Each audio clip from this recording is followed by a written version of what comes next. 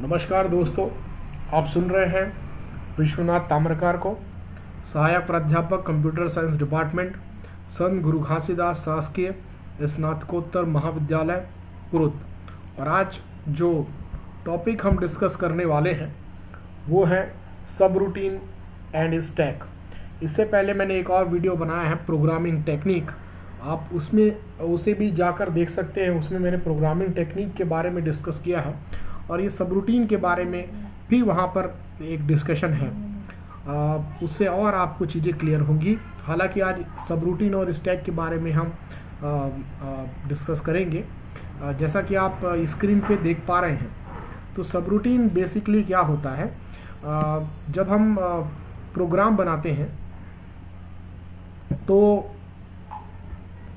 जैसे छोटे प्रोग्राम होते हैं, जैसे कि हम बनाते एरिया सर्कल का एरिया कैलकुलेट करने का, या कोई नंबर है पैलिंड्रोम है या नहीं है ये चेक करने का। तो इस तरह के जो प्रोग्राम्स होते हैं ये काफ़ी छोटे होते हैं, तो number of line of code काफ़ी कम होता है। लेकिन हम जब बड़े प्रोग्राम्स या कोई प्रोजेक्ट के लिए जाते हैं तो वहाँ पर हमारा जो जॉब होता है वो काफ़ी बढ़ जाता है। एक बड़ा प्रोजेक्ट होता है, तो उसमें अगर हम प्रोग्रामिंग में एक सिंगल प्रोग्राम में अगर हम उस प्रोजेक्ट को बनाना चाहेंगे तो वह बहुत ज़्यादा कॉम्प्लिकेटेड हो जाएगा। और उस प्रोग्राम्स में अगर कहीं पे एरर आते हैं तो उन एरर्स को रेक्टिफाई करना भी हमारे लिए काफ़ी मुश्किल होता है। तो जो प्रोसीजरल ओरिएंटेड प्रोग्रामिंग टेक्निक होती है, तो उसमें जो बड़े प्रोग्राम्स होते हैं उसमें छोटे छोटे प्रोसीजर में तोड़ दिया जाता है, और हर एक जो प्रोसीजर होता है वो self contained block of code होता है और वो स्पेसिफिक टास्क के लिए बनाया जाता है। तो इन्हीं प्रोसीजर्स को ही सबरूटीन्स भी कह सकते हैं और इन्हें ही फंक्शन भी कहा जाता है।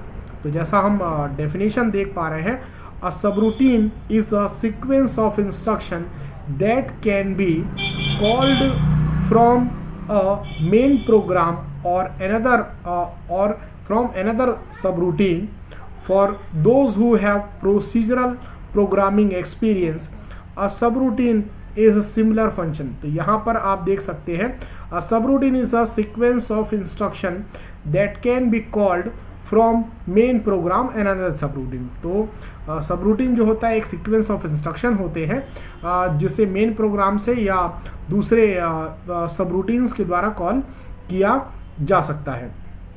तो जो लोग प्रोसीजरल प्रोग्रामिंग अप्रोच पढ़े हैं तो वहाँ पर फंक्शन होता है, तो सबरूटीन उसी से सिमिलर है। 3 बेनिफिट्स ऑफ यूजिंग सबरूटीन के बारे में थोड़े से और चीज़ें मैं आपको बताना चाहूँगा।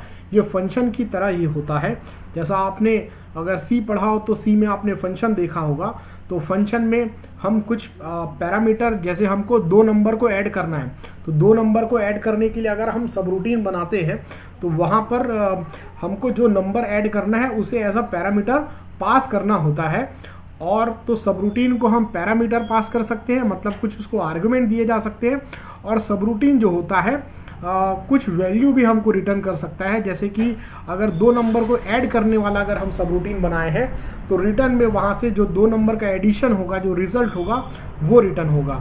तो सबरूटीन जो है is a sequence of instruction that can be called from a main program and another subroutine and that can take some argument, जो कि कुछ आर्गुमेंट ले सकता है और जो वैल्यूज भी रिटर्न कर सकता है। तो सबरूटीन का जो है यहाँ पर बेनिफिट्स है, तो सबसे पहला बेनिफिट जो है मॉड्यूलरिटी है। जैसा कि स्क्रीन पे आप देख पा रहे हैं मॉड्यूलरिटी। तो मॉड्यूलरिटी में जो होता है यहाँ पर जो प्रोग्राम्स को आप मॉड्यूल में डिवाइड कर लेते हैं, तो इन्हीं मॉड्यूल को हम सबरूटीन कह सकते हैं। Divides a large programme into set of subroutines. और दूसरा जो इसका एडवांटेज है वो है रीयूजेबिलिटी। तो दूसरा जो एडवांटेज है इसका वो है रीयूजेबिलिटी। तो एक बार जो आप कोड लिखते हैं, एक बार जो हम कोड लिखते हैं उस कोड को हम कितने भी बार रीयूज कर सकते हैं। उसको कॉल, जैसे हमने सब रूटीन बनाया है तो वो सब रूटीन को हम कितना भी बार हम उसे कॉल कर सकते हैं। तो ये इससे वो जो कोड है वो रीयूज हो जाते हैं, उसे और बार बार उसे उस पर्टिकुलर सेट ऑफ कोड को एग्जीक्यूट करने के लिए एक सिंगल कॉल स्टेटमेंट लिखना होता है, बार बार उसे कॉल करने की आवश्यकता नहीं होती है। तो हमारे प्रोग्राम की साइज भी यहाँ पे डिक्रीज हो जाती है। और ये जो एक बार सब रूटीन आपका बन जाता है उसको आप किसी भी दूसरे प्रोग्राम में, दूसरे प्रोजेक्ट में आप इसका इस्तेमाल कर सकते हैं। और नेक्स्ट जो एडवांटेज है इसका, वैलिडेशन। तो verification your code work as expected. तो यहाँ पर जो वैलिडेशन प्रोसेस होता है, जो डिबगिंग प्रोसेस होता है, वो भी जो सब रूटीन के कारण काफ़ी जो है वो रिड्यूस हो जाता है। यहाँ पर आप देख पा रहे हैं ये एक मेन प्रोग्राम है, उसको हमने सब रूटीन ए, सब रूटीन बी, सब रूटीन सी में डिवाइड किया है। अब इन सब रूटीन को हम फर्दर चाहें तो और सब रूटीन, जैसे कि ए को हमने डिवाइड किया है a.a, सब रूटीन a.2, तो इस तरह से हम और उसे चाहे तो और डिवाइड कर पाते हैं। Modularity has a lot of benefits to a programming, but it taken to for before writing your program. Think about what need to be done and create subroutine for each major portion of your program. A program with 15 subroutine is just as difficult to write and debug as same program with no subroutine and 25 line of instruction. तो यहाँ पर modularity जब हम divide करते हैं तो हमें यह डिसाइड करना ज़रूरी होता है कि कितने मेजर जो पोर्शन है उसको अलग अलग उसमें रखा जाए।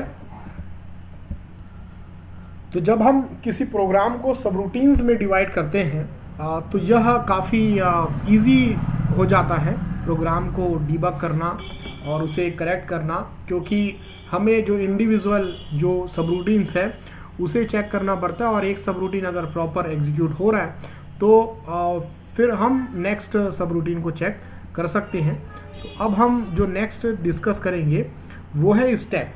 तो यहाँ पर स्टैक जो है सब रूटीन के लिए बहुत ही महत्वपूर्ण होता है।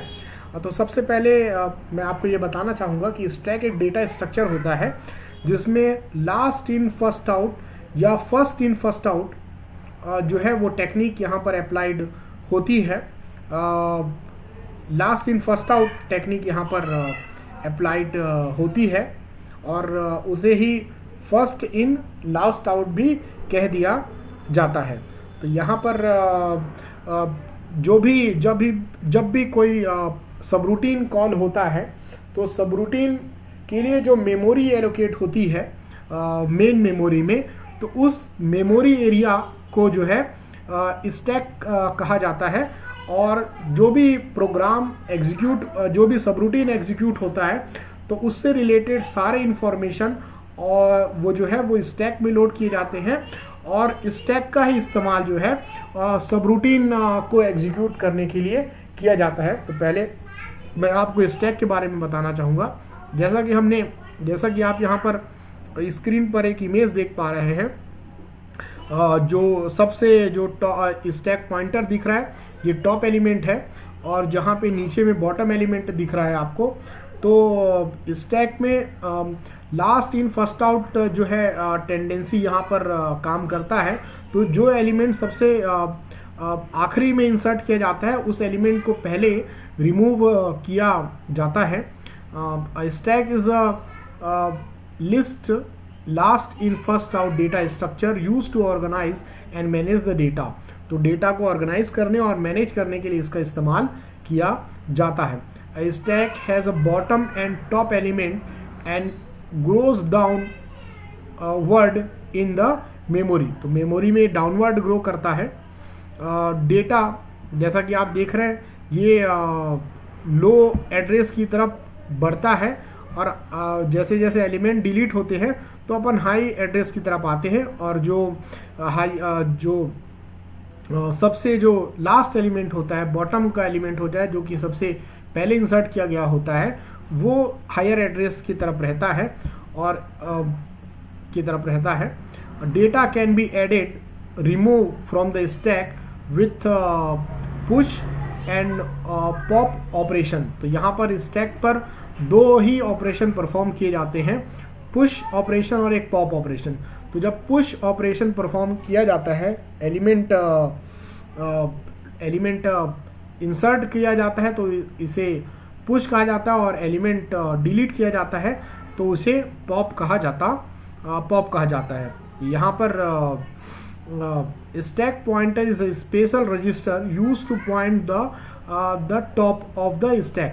तो यहाँ पर स्टैक पॉइंटर एक रजिस्टर होता है जो कि स्टैक के टॉप एलिमेंट को पॉइंट करता है।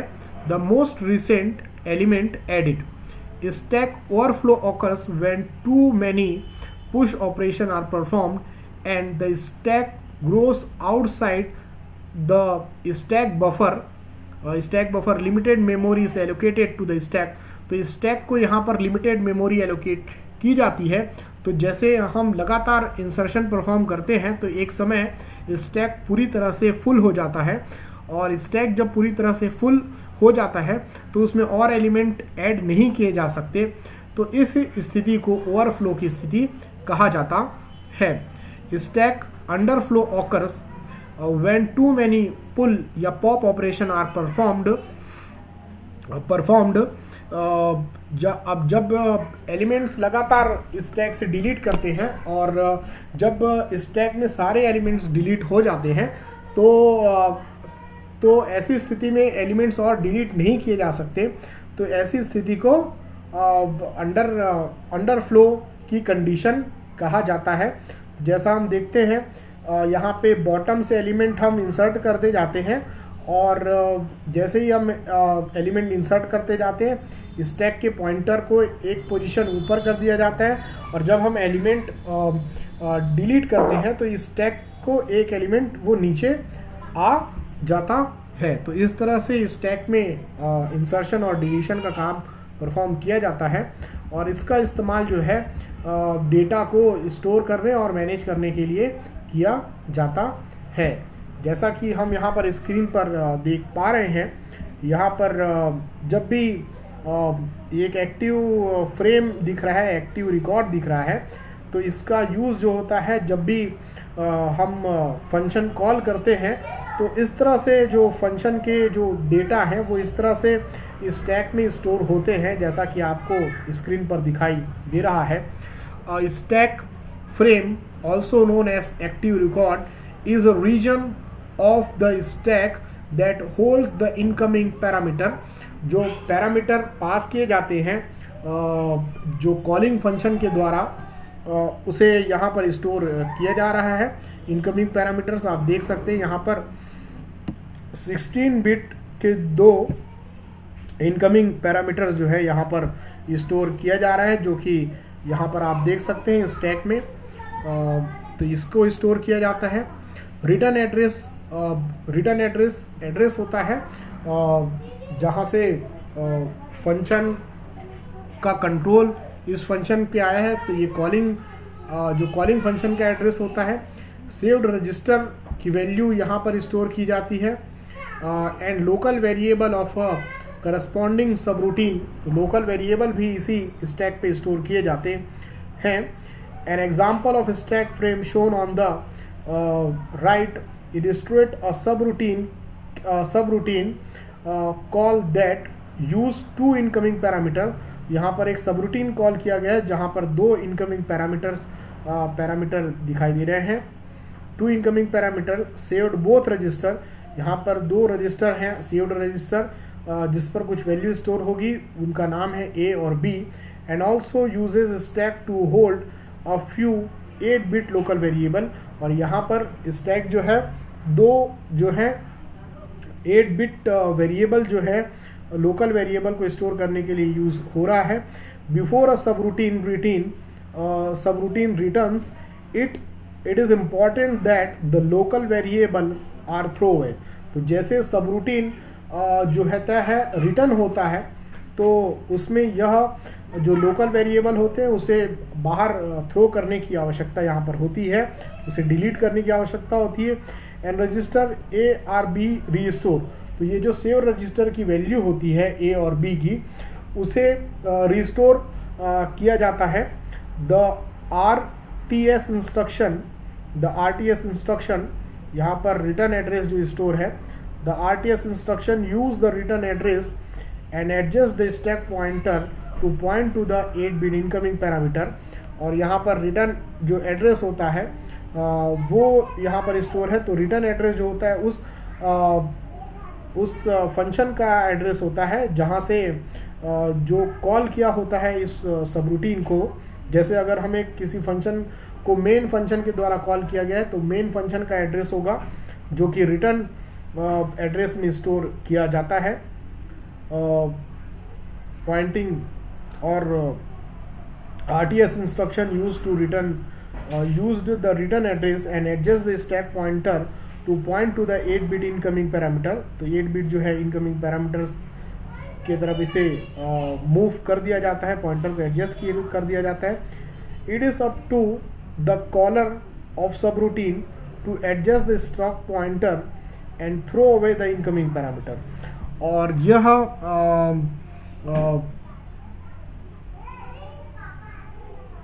यह कॉलर जो सब रूटीन होता है उसकी रिस्पॉन्सिबिलिटी होती है कि वो स्टैक के पॉइंटर को एडजस्ट करे और जो इनकमिंग पैरामीटर है उसको थ्रो कर दे। तो कुल मिलाकर यहाँ पर जो स्टैक होता है उसका इस्तेमाल लोकल वेरिएबल को स्टोर करने के लिए, कुछ सेव रजिस्टर की वैल्यू को स्टोर करने के लिए, और रिटर्न जो एड्रेस होता है जहाँ से फंक्शन को कॉल किया गया है, फंक्शन को अपना टास्क सब रूटीन को टास्क परफॉर्म करने के बाद कहाँ रिटर्न होना है वो एड्रेस यहाँ पर स्टोर किया जाता है। और इनकमिंग जो पैरामीटर होते हैं उसके एड्रेस यहाँ पर स्टोर किए जाते हैं। और जैसे ही फंक्शन अपना सारा काम परफॉर्म कर लेता है तो वैसे ही ये सारे रजिस्टर्स की वैल्यू फ्री कर दी जाती है और यह जो काम होता है वो कॉलर सब रूटीन का होता है। तो आज के इस लेक्चर में हमने देखा कि सब रूटीन क्या होता है और स्टैक क्या होता है और स्टैक और सब रूटीन के बीच में क्या संबंध है ये भी हमने देखा। तो यहाँ पर जब भी कोई भी फंक्शन कॉल होता है, कोई भी सब रूटीन कॉल होता है, तो उससे संबंधित जो रिकॉर्ड होते हैं वह जो मेन मेमोरी के जो एरिया में स्टोर होते हैं वो एरिया को स्टैक कहा जाता है और उसी में ही वो सारे इंफॉर्मेशन जो है वो कॉल सब रूटीन के वो स्टोर किए जाते हैं। Thank you very much for watching this video very carefully. Thank you very much.